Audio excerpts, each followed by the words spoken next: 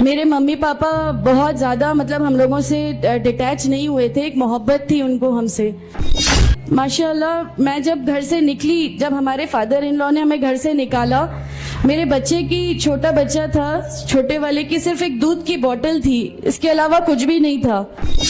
सिर्फ एक छोटा सा ये विश्वास था। अल्हम्दुलिल्लाह उस विश्वास को रखते हुए सारी चीज़ें, सब परेशानियां ऐसे अल्लाह ताला ने ले ली कि उसका मेरे पास कोई मतलब कहने के लिए भी शब्द नहीं है। अल्हम्दुलिल्लाह।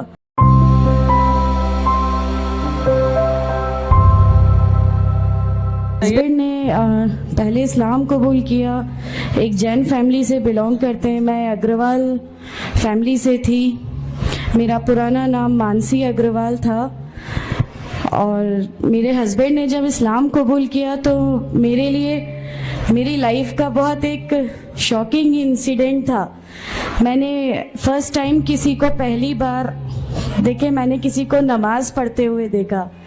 मैंने अचानक ही अक्सर करके एक पर्टिकुलर टाइम होता था और ये घर से कहीं चले जाते थे और मैं इनसे पूछती थी कि आप कहाँ जाते हैं, तो ये रिप्लाई करते थे this is none of your business, you have to do your job. तो मैं भी खामोश हो जाती थी।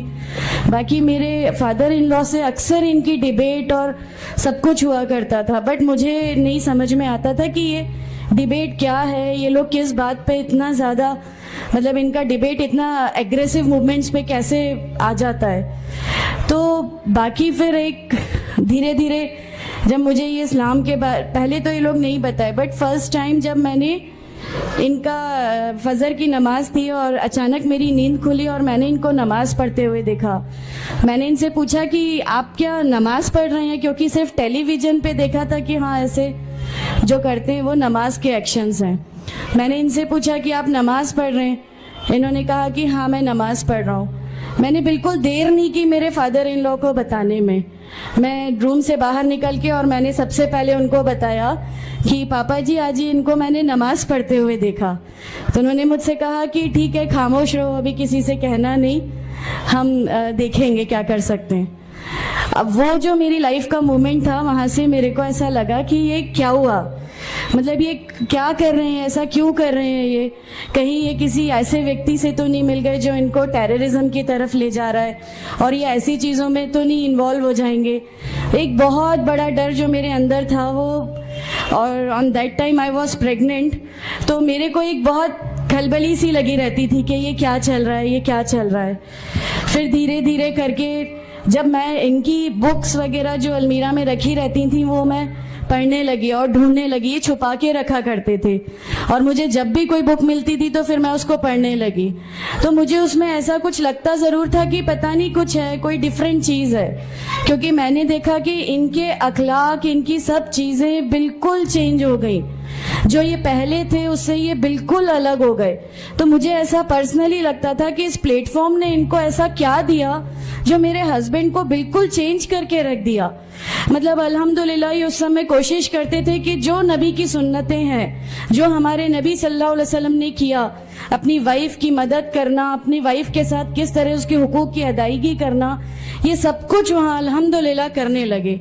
और मुझे जो इनका ये ड्रास्टिकल चेंज था, जो इनको इस प्लेटफॉर्म पे आए हुए 6 मंथ्स या 1 ईयर हुआ होगा, वो देख के मेरे लिए एक बहुत बड़ा मीनिंग, एक सरप्राइज था कि ये क्या हुआ। फिर उसके बाद मुझे लगा कि नहीं, मैं भी अब इसको जानती हूँ, मैं भी अब पढ़ूंगी। और फिर मैं अपने फादर इन लॉ और इनकी डिबेट सुनने लगी। तो जैनिज्म में गॉड कॉन्सेप्ट है ही नहीं। हर वो व्यक्ति जो बहुत ज़्यादा इल्म हासिल कर लेता है, बहुत ज़्यादा नॉलेज हासिल कर लेता है, तो वो एक लिमिट पर आकर नऊजुबिल्लाह गॉड का वो मुकाम हासिल कर लेता है और लोग उसी की फिर पूजा करने लगते हैं, उसी की वर्शिप करने लगते हैं। तो मेरे दिमाग में, मैं अग्रवाल फैमिली से थी, तो मेरे दिमाग में था कि नहीं, हमारे जो भगवान है वो 3-4 हाथ वाले हैं, इनका क्या एक ही गॉड है जिसको जाके आपको पूजना है। तो नहीं, मैं इनसे तो कुछ नहीं मांगूंगी, 3-4 हाथ वाले भगवान ही होते हैं, ये नहीं कुछ वो ऐसा रखते। तो वहां से एक थोड़ा सा डिस्ट्रैक्शन मेरे को गॉड कॉन्सेप्ट का आया, और ईश्वर है जो इस दुनिया को चला रहा है, ये हमेशा मेरे जहन में रहता था। तो मुझे मेरे फादर इन लॉ कहीं ना कहीं उस प्लेटफॉर्म पे आके गलत लगने लगे कि नहीं, ये जो कह रहे हैं वो सही है और इनकी जो डिबेट है उसका एंड जो है वो ये सही है। फिर धीरे धीरे करके मुझे इनकी चीज़ों पे यकीन आने लगा अल्हम्दुलिल्लाह। फिर हमारे एक फैमिली फ्रेंड है, उनके यहाँ ये मुझे ले गए। वहाँ पर किसी ने मुझसे कहा कि मैं बहुत बुज़ुर्ग हो चुका हूँ, कलीम सिद्दीकी शायद हैं, कलीम सिद्दीकी साहब है, मुझे उनका नाम ध्यान नहीं है अच्छे से, बट उन्होंने मुझसे कहा बेटा मैं बहुत बुज़ुर्ग हो चुका हूँ, मैं चाहता हूँ तुम कलमा पढ़ लो, मेरी ज़िंदगी रहे ना रहे, मैं आपसे मिलूँ ना मिलूँ, तो आप कलमा पढ़ लो। तो अल्हम्दुलिल्लाह मैंने कलमा पढ़ लिया। कलमा पढ़ने के बाद भी जब हम घर लौट रहे थे तो मैंने इनसे कहा कि मैंने सिर्फ अभी कलमा पढ़ा, अभी आप ये मत समझिएगा कि मेरे को सब समझ में आ गया और मैं इस चीज़ को मान लूँगी। इन्होंने कहा नहीं, तुम्हारी मर्ज़ी, किसी में कोई फोर्स नहीं है। तो अल्हम्दुलिल्लाह अल्लाह ताला का एहसान है, उस कलमे की ताकत थी। और ये हमेशा कहते थे तुम्हें कोई दुआ मांगनी है तो तहज्जुद में मांगा करो। तहज्जुद का जो टाइम होता है वो बहुत कीमती होता है और उसमें अल्लाह ताला सबकी दुआएं कबूल करता है। इन्होंने मुझे एक दुआ सिखाई थी कि तुम एक दुआ मांगो कि या मेरे रब, अगर मेरा हस्बैंड गलत रास्ते पर है तो उसको सही रास्ते पे ले आ, और अगर मैं गलत रास्ते पे हूँ तो मुझे सही रास्ता दिखा दे। अल्हम्दुलिल्लाह मैं ये दुआ कंटिन्यू मांगती थी। एक बार मेरी नींद अल्हम्दुलिल्लाह तहज्जुद में खुली और बस मैं नॉर्मल जैसे एक ध्यान करते हैं वैसा मैं बैठ गई और अपने आप अचानक दिल चाहा कि बस सजदा करूं। मेरी ज़िंदगी का वो पहला सजदा था और उस बहुत लंबा सजदा था, और उस सजदे में मैंने मेरे रब से क्या क्या मांग लिया मुझे भी नहीं याद है। और उस समय मुझे ऐसा फील हो रहा था जैसे अल्लाह ताला खुद मुझसे बात कर रहा है, अल्लाह मेरे सवालों का जवाब खुद दे रहा है। अल्हम्दुलिल्लाह बस उसके बाद तो ऐसा लगा कि नहीं, इस्लाम हक है और इस्लाम पे ही चलना है। उसके बाद फिर बहुत सारी परेशानियां लाइफ में आई, सब कुछ आया, बट अल्हम्दुलिल्लाह अल्लाह का एहसान है कि अल्लाह ताला ने हर परेशानी, हर चीज़ को ऐसे ले लिया कि हम लोगों को कभी एहसास ही नहीं होने दिया कि ये कोई परेशानी थी। ऐसा लगा कि अल्लाह की पूरी राह में हम लोगों को रिवार्ड ही मिलना है इस चीज़ का, और अल्लाह हमें इसका रिवार्ड ही देता चला जाएगा। अल्हम्दुलिल्लाह बस उस समय से शुरुआत हुई थी दीन इस्लाम की। अल्हम्दुलिल्लाह आगे चल के परेशानियाँ, तकलीफ़ें हर रिवर्ट की ज़िंदगी में आती हैं, लेकिन मैं हर रिवर्ट बहन से ये कहना चाहती हूँ कि अल्लाह की खातिर आप लोग इस दीन में आए हैं, किसी और चीज़ के लिए नहीं आए। तो अल्लाह ही की खातिर इन परेशानियों को भी झेलिए, अल्लाह ही की खातिर झेलिए। अल्लाह ताला अगर आप लोगों से, माशाअल्लाह मैं जब घर से निकली, जब हमारे फादर इन लॉ ने हमें घर से निकाला, मेरे बच्चे की, छोटा बच्चा था, छोटे वाले की सिर्फ एक दूध की बोतल थी, इसके अलावा कुछ भी नहीं था। मैं जॉब करती थी, मैंने अपने छोटे बेटे को माँ के यहाँ छोड़ के जाया करती थी।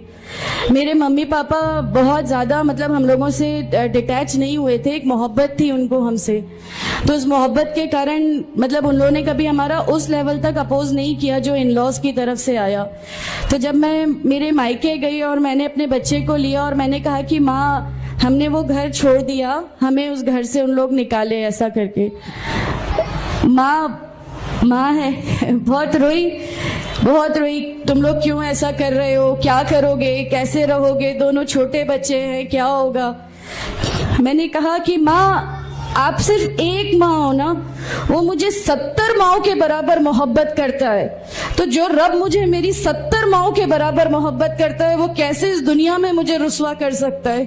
सिर्फ एक छोटा सा ये विश्वास था। अल्हम्दुलिल्लाह उस विश्वास को रखते हुए सारी चीज़ें, सब परेशानियां ऐसे अल्लाह ताला ने ले ली कि उसका मेरे पास कोई मतलब कहने के लिए भी शब्द नहीं है। अल्हम्दुलिल्लाह। और मैं आप लोगों से सबसे गुजारिश करती हूँ, और अगर अल्लाह ने मुझे आप लोगों की एक ऐसी बहन बना दिया जो आपकी परेशानियां, आपकी हर उसमें, हमारा घर, हमारी सब कुछ अल्हम्दुलिल्लाह आपके लिए है, क्योंकि हम लोग ठान के बैठे हैं हमारा जीना मरना, हमारी नमाजें, हमारा सब कुछ सिर्फ अल्लाह के लिए है।